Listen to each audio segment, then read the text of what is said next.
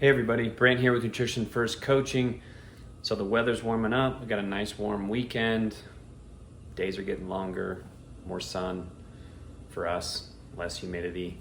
So lots of ways to drain our body of electrolytes. And that's what I want to talk about today.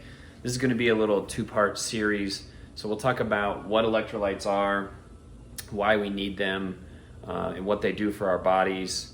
And then in the next video, we'll talk about how to stay hydrated, get the electrolytes you need, whether you're trying to perform an exercise out in the heat, or whether you're on a keto diet and you're trying to maintain some kind of balance in your electrolytes so that you don't have any kind of ill side effects from that. We'll talk about all those things in the next one too. But today, right now, let's talk about electrolytes as the key macro minerals. So there's really 8 of them, and there's 4 big ones and kind of 4 little ones in terms of how much we need in terms of quantity in our bodies. Those 4 major ones are sodium, potassium, calcium, and magnesium. And you probably heard this before. If you're having cramps, like eat a banana, it's got potassium in it. You know, eat something with calcium or magnesium, or oh, you need salt because of sodium. And it's true, whole foods have all that stuff in them. But if you're at the point of cramping, you're already in trouble and you've been depleted of electrolytes for a while. The 4 minor ones are chloride, phosphate, bicarbonate, and then little known sulfate. So these guys, we need them in a lot less amounts, but we still need them. And the major reason for it is these are the conducting agents for all the systems in our body. They maintain that kind of positive-negative balance. They're what allows us to exchange fluids across cell membranes, and our whole body runs on electricity. And if we don't have those things conducting, you know, kind of like insulation over a fiber optic cable, or some way for something to conduct like a metal conducting electricity, that's what's going on with these electrolytes. And if we don't have that balance in our body, we can't conduct as well.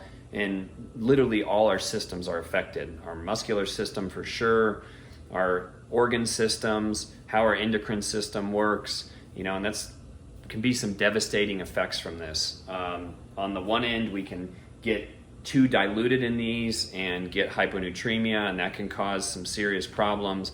On the other end, we can get too much of these, and then our blood's too viscous, and that can cause problems with high blood pressure and stroke and some of the other circulating diseases, kind of those diseases of adult lack of health, I should say.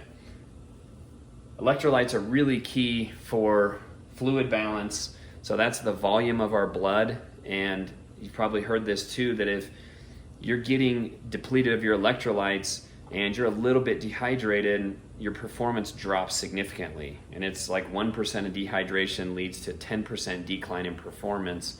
And 3 or 4% of dehydration of your body can lead to death. So there's not a big difference in those, not a lot to kind of buffer that.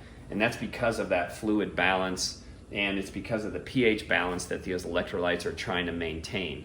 And that's why they're so important to take in, especially when we're exercising. And here at our high altitude and our dry environment, we need to be a little bit more aware and cognizant of them, because otherwise, we don't really feel like we're sweating, we don't really feel like we're losing electrolytes, and then all of a sudden it's a problem.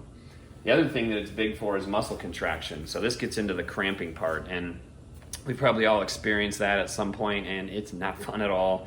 And it takes a while to get the electrolytes in, to get that conduction working again, to get that muscle to relax and get those fibers to relax and get that cramp out of the system. Definitely with nutrient exchange, and this goes back to getting things across cell membranes so that we have what's called intracellular hydration versus extracellular hydration. If we're not getting those two things balanced out, again, back to our fluid balance on that cellular level and the viscosity of our blood.